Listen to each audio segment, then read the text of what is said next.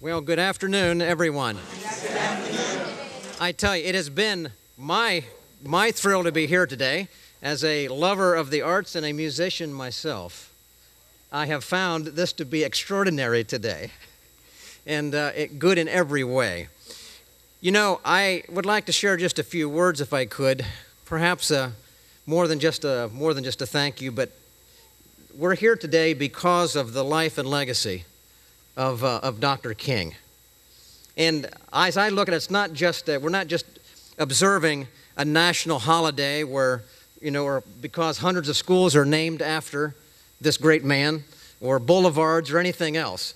We're here for something a whole lot greater than that. And I think we're here because we understand that this man is here because as a pastor of a church who was called by God at a time in history to preach the truth in a moment when truth was so desperately needed in this country. And he spoke the truth on this, that there's an ongoing struggle between good and evil, and that right and wrong is not relative. He taught that truth, that morality and virtue is the glue that holds our families together. It's the glue that holds our state and our nation together. And he taught us that when character crumbles, so does society. He said that truth, that the happiness is not found in what we have. It's not in the stuff that we possess. He said that truth is that greatness is not defined by an accumulation of wealth or walls that may be full of honors or titles that you may have before or after your name. He said those were things that are like rust. They fade away in time. He said that he preached it time and time again, whether he was at his church in Dexter Avenue or at the pulpit in Ebenezer Baptist. He said this. He said that what was the truth was that is true greatness. He said true greatness is found in unselfish, often unseen, unrecognized service. The kind of service that oftentimes is done when no one sees it. It's oftentimes the kind that maybe no one ever gets credit for. And yet it's the truth we celebrate today in the message that rings true after 40 years from when his voice was violently ended and his earthly service was concluded. But if equality, folks, is now the law of the land, and if discrimination, while unfortunately still is real and present, it no longer holds an official position in our country and our nation, and I think that's great. But what is the cause of our next generation? What is the cause of what is now before us in our generation? And I wonder where Dr. King's convictions would have led him to speak truth and justice to us today. I'm not going to try and presume for what Dr. King would have said, but I think that when we read his words and we listen to what he said, we have a good sense of his heart.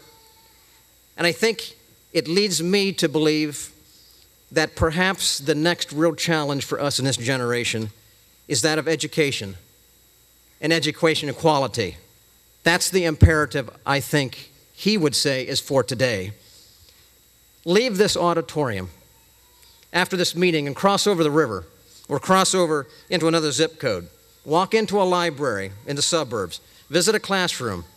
Are there differences? Unfortunately, I think there are. And I think you'll agree with me that it's time to tear down those walls of education inequality. It's time to challenge the old political decisions that keep kids trapped in failing schools because they happen to live on the wrong side of the street or wrong side of the river. But like Dr. King said so very, very well, it's not just the comparing of things. It's much bigger than that. I think he would have said it's the opportunity for more parental involvement in the lives of our children.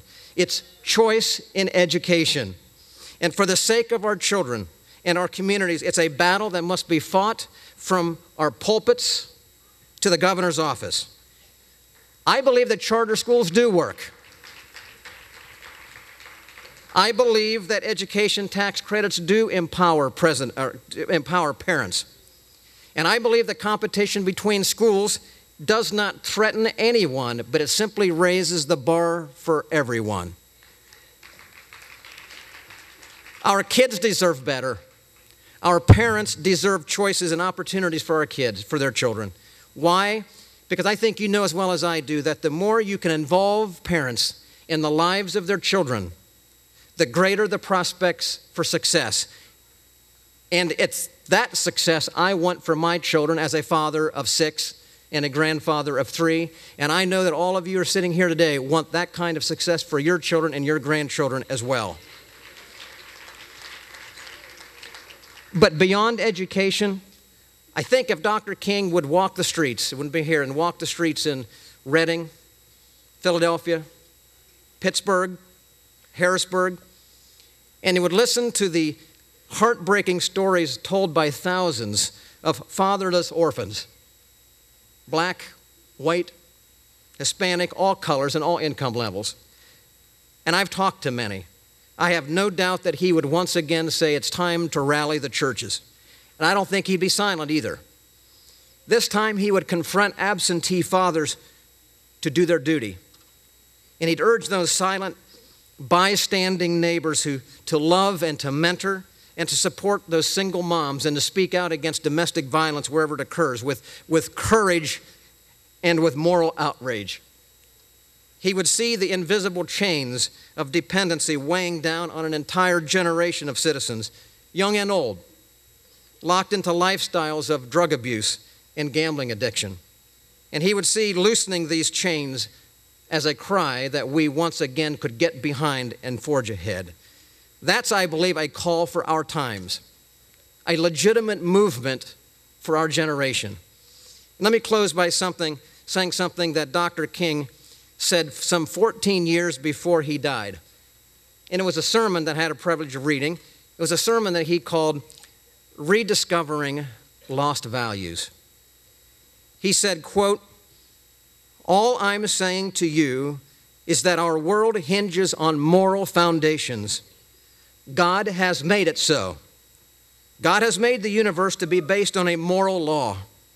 And so long as man disobeys it, he is revolting against God. That's what we need in the world today, people who will stand for right and goodness," end quote. Right and goodness is what he said, a moral foundation. From George Washington to Martin Luther King Jr., our leaders have warned that if we see the foundations begin to crack, the only reinforcement, the only mortar strong enough to hold us all together is righteousness and goodness. And that's why I am so honored to be a part of this great presentation today and to join with you in celebrating Dr. Martin Luther King Jr. There is hope for Pennsylvania, and there is hope for this city, because if we remember the truths that he said and we commit ourselves again to them today, we have hope. Thanks for the invitation to be here, and thanks for sharing with us these few moments. God bless you all.